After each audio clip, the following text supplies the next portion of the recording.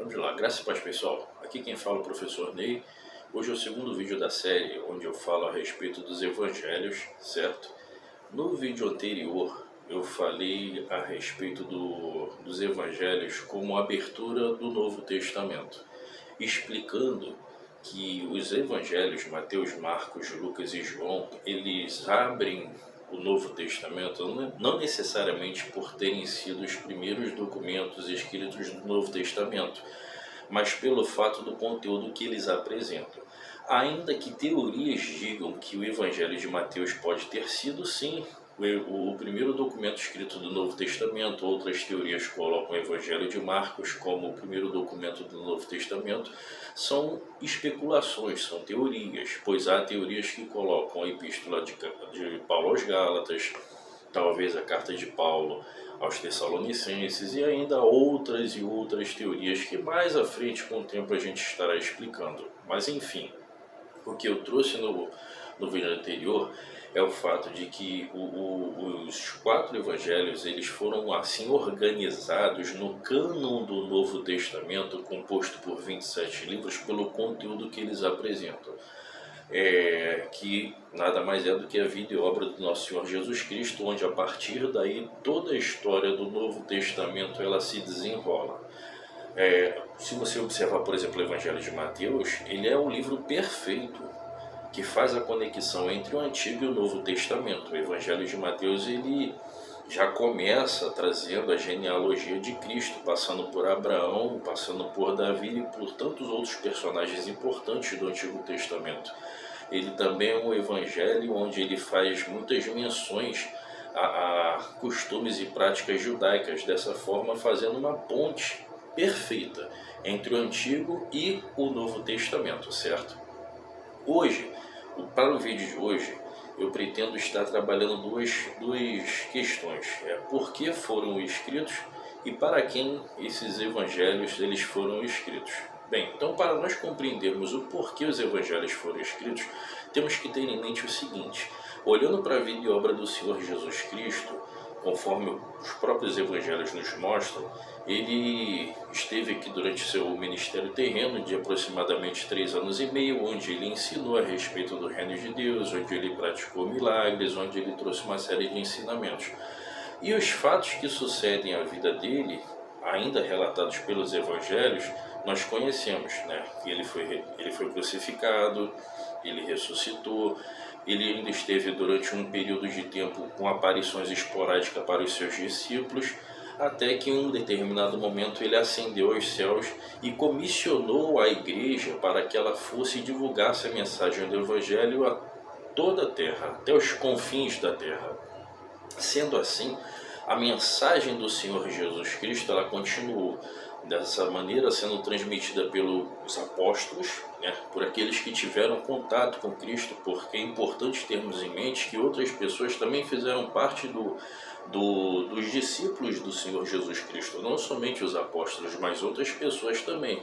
Contudo, não se igualando em termos de, vamos assim dizer, de importância ao corpo apostólico formado por aqueles que nós conhecemos, com exceção, claro, de Judas, né, dado ao fim trágico que ele teve. Então, com exceção de Judas, deu continuidade àqueles apóstolos. Mais tarde, o lugar de Judas foi substituído por um outro personagem, e também outros personagens surgiram, como o próprio apóstolo Paulo, né, que se tornou o apóstolo dos gentios, aquele que foi o homem que levou a mensagem do evangelho para o povo gentílico com tanto êxito. Então a mensagem do Senhor Jesus Cristo, logo após a ascensão dele aos céus, ela foi transmitida de forma oral, ou seja, os milagres, os ensinamentos, né, as suas parábolas, os seus ensinamentos, ele foi transmitido de forma oral, numa época onde ainda não tínhamos os evangelhos escritos. Ele foi sendo transmitido de maneira oral para aqueles que abraçavam a fé, para aqueles que se convertiam ao cristianismo. Acontece que a igreja ela cumpriu com bastante êxito, né, naquela época o comissionamento do Senhor de divulgar o Evangelho.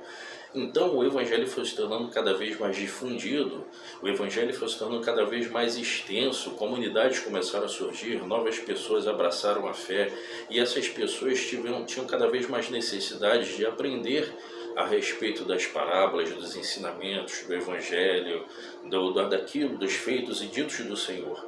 Então surgiram a partir daí, né, certo? Os Evangelhos. E aí a gente entra na segunda questão. Para quem foram escritos? Então, nós temos aí 4 evangelhos, conforme dito. O Evangelho de Mateus, de acordo com a tradição, ele foi escrito para a comunidade, né, de Antioquia, a fim de falar do Senhor Jesus Cristo como o Messias prometido do Antigo Testamento.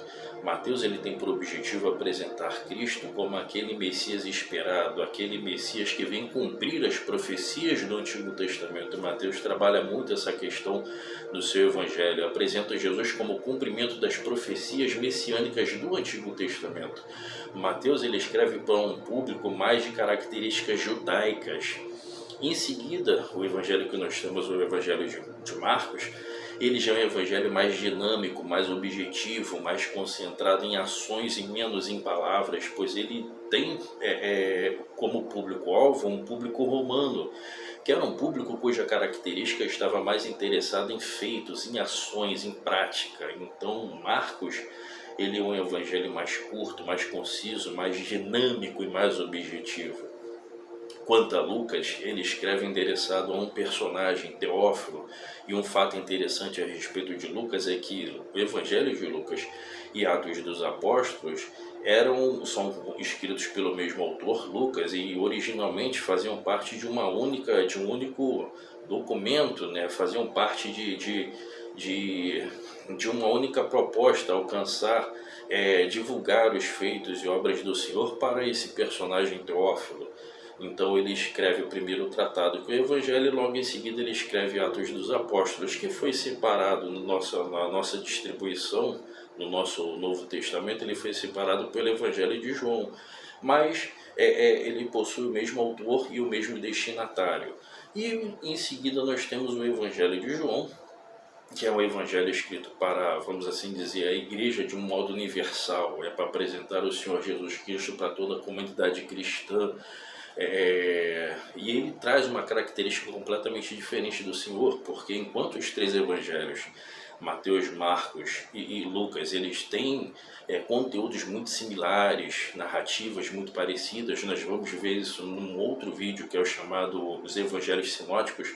João ele já apresenta Cristo de uma outra perspectiva, ele já apresenta Jesus de uma nova característica, de uma nova forma, com relatos diferentes, com embates, por exemplo, entre Jesus e os religiosos, que você só vai ter no Evangelho, alguns diálogos que você só vai ter no Evangelho de João. Os embates envolvendo Jesus e os religiosos você vai encontrar nos outros Evangelhos. Mas algumas narrativas envoltas nesses debates a gente só vai encontrar no Evangelho de João. Resumindo, o Evangelho de João ele tem uma característica bem que diferente dos demais evangelhos. Então aí nós respondemos a 2 perguntas: o porquê eles foram escritos para atender à necessidade de uma comunidade cristã cada vez mais numerosa, cada vez mais distante umas das outras, cada vez mais interessadas em aprender e também para resguardar essas comunidades de heresias que já estavam surgindo naquela época, e foram escritos para públicos, né, diferenciados, como eu acabei de citar, Mateus tendo como característica um público mais judaico, Marcos para um público romano, né, João para a igreja de um modo geral, Lucas, né, que também forma Lucas e Atos dos Apóstolos, endereçados a um personagem cujo nome era Teófilo. Pouco se sabe a respeito desse personagem, mas glória a Deus que ele escreveu, porque esse documento chega até nós nos trazendo informações importantíssimas. Dos 4 evangelhos é o mais esmiuçado, o Evangelho de Lucas. Então, essa é o objetivo desse vídeo, falar de um modo prático, de um modo direto, a respeito do porquê e para quem foram escritos. Haverá outros vídeos onde eu vou trabalhar outras questões, Os vídeos que eu gravo, eles têm por objetivo serem rápidos, curtos, dinâmicos, a fim de não trabalhar muitas informações para que as pessoas não se percam. Algumas pessoas já conhecem tudo isso que eu estou falando, outras é o primeiro contato, é a primeira vez. Então, alguns vídeos eles vão ser assim, bem, como é que eu posso dizer? Eles serão vídeos com o objetivo de alcançar aqueles que estão tendo os seus primeiros contatos com a fé cristã, certo? Então, eu agradeço, e se você gostou, compartilhe, curta. É isso aí, pessoal.